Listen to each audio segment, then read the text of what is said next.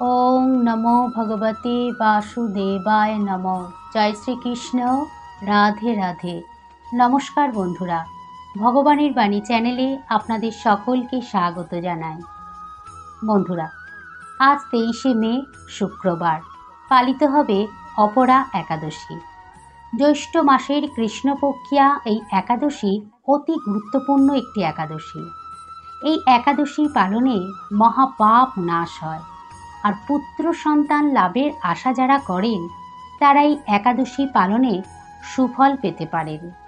শুধু তাই নয়, ব্রহ্মহত্যা, গোহত্যা, ভ্রূণ হত্যা, পরনিন্দা ও মিথ্যা ভাষণ প্রভৃতি গুরুতর পাপ এই ব্রত পালনে নষ্ট হয়ে যায়।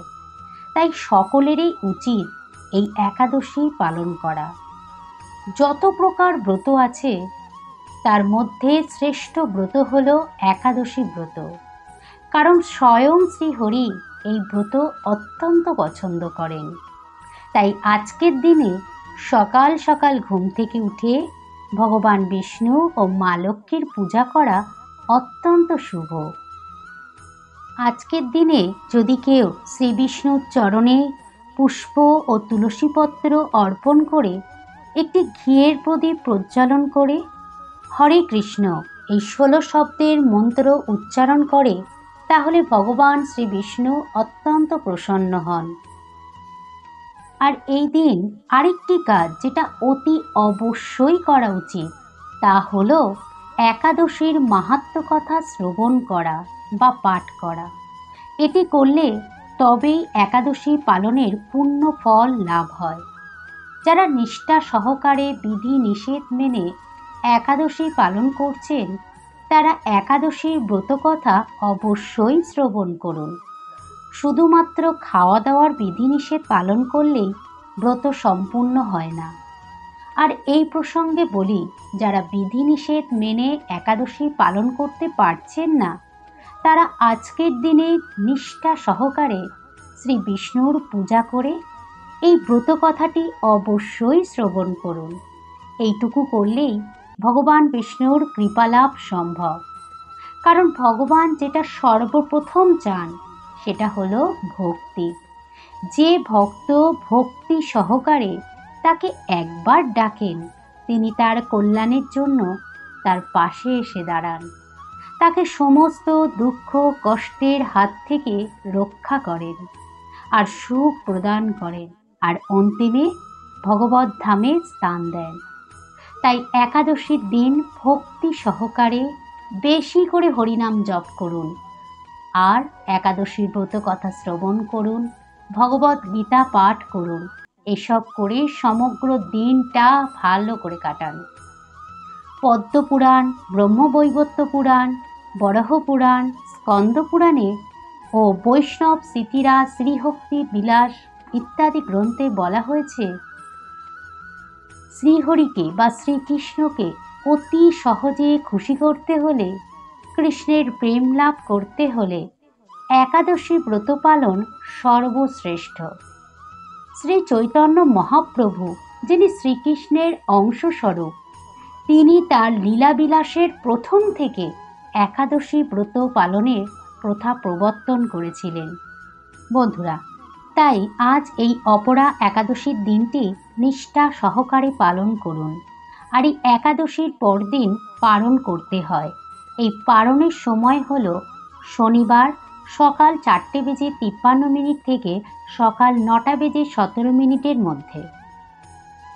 তাহলে এবার আপনাদের কাছে ব্যক্ত করছি অপরা একাদশীর ব্রত মাহাত্ম্য কথা। ব্রত কথাটি মন দিয়ে শ্রবণ করুন। হে কৃষ্ণ করুণা সিন্ধু দীনবন্ধু জগৎপতে, গোপেশ গোপিকা কান্ত রাধা কান্ত নমস্তুতে। একবার মহারাজ যুধিষ্ঠির ভগবান শ্রীকৃষ্ণকে জিজ্ঞাসা করেছিলেন, হে কৃষ্ণ, জ্যৈষ্ঠ মাসে কৃষ্ণপক্ষিয়া একাদশীর নাম কি? এর মাহাত্ম্যই বা কি? আমি শুনতে চাই। আপনি অনুগ্রহ করে তা আমায় বলুন। যুধিষ্ঠির এরকম প্রশ্নে ভগবান শ্রীকৃষ্ণ প্রসন্ন হয়ে হাসি মুখে বললেন, হে মহারাজ, মানুষের মঙ্গলের জন্য আপনি খুব ভালো প্রশ্ন করেছেন। বহু পুণ্য প্রদানকারী, মহাপাপ বিনাশকারী ও পুত্র দানকারী এই একাদশী অপরা নামে খ্যাত। এই ব্রত পালনকারী ব্যক্তি জগতে প্রসিদ্ধি লাভ করে। ব্রহ্মহত্যা, গোহত্যা, ভ্রূণহত্যা, পরনিন্দা, পরস্ত্রীগমন, মিথ্যা ভাষণ প্রভৃতি গুরুতর পাপ এই ব্রত পালনে নষ্ট হয়ে যায়।